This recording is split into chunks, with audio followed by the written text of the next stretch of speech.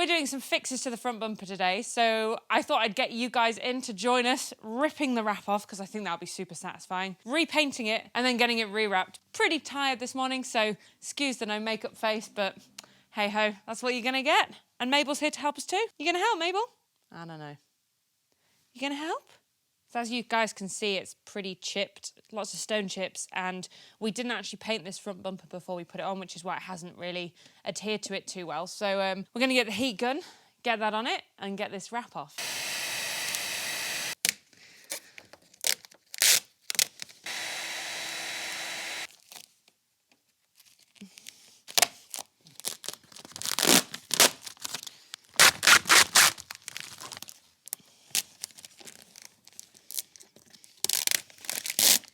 You can see there's loads and loads of different finishes of the plastic. So this is like a matte plastic, and then there's like a, what do you call that, honeycomb plastic there, and then a gloss plastic.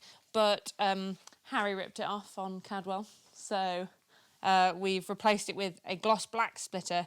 So actually the whole of this we're going to be turning gloss black. So we've got to sand it down now. We're going to sand it down with 400 grit all over and give it like a really smooth finish. But I got my nails did on Thursday, so I'm going to put my gloves on. So Harry tells me we're trying to get an all-over flat finish with this, so try and get all the stone chips, if we've got any, make sure they're all flattened out before we paint it. So we're going to take it off the car now and do a bit more of kind of a finishing sand just on the top bits. We didn't want to get it too close to the lights or too close to the bits that are wrapped, that are staying wrapped.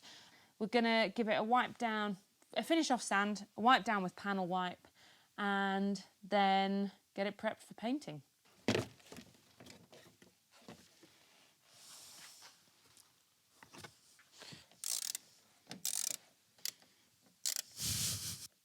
Can't get it. How long are they?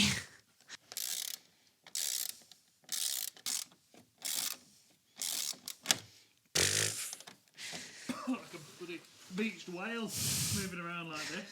That thing that got washed up on Scarborough Beach. That was a walrus. Yeah, that's me. Come on. There goes the splitter. Yeah, I think we were pretty concerned about it flying off. Mabel, you're in the film. So for the ladies and gentlemen at home, the splitter was really damaged, so I took the splitter off and then reattached the bumper, and then I got the new splitter the next day and then reattached the splitter over the top. So in my wisdom, I've made it much harder because now I've got 2 sets of screws to undo before this falls off. Also, Harry was intent that he didn't want to jack up the car because he couldn't be bothered. And I feel like now is maybe regretting that decision. No, I don't mind not jacking it up. It's way easier to not jack it up. Show me your stubby boy screwdriver. Woo! Very stubby. Then theoretically the whole bumper should come off. Moment of truth. Yay!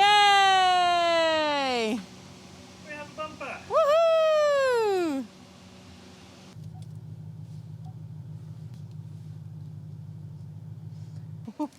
Tight. Hideous, Mabel. Hideous, hideous, hideous, hideous. What? Harry is now taping up the bits that we don't want to spray paint gloss black. So we've given it a good wipe over with some panel wipe. Panel wipe. Panel wipe. One primed bumper.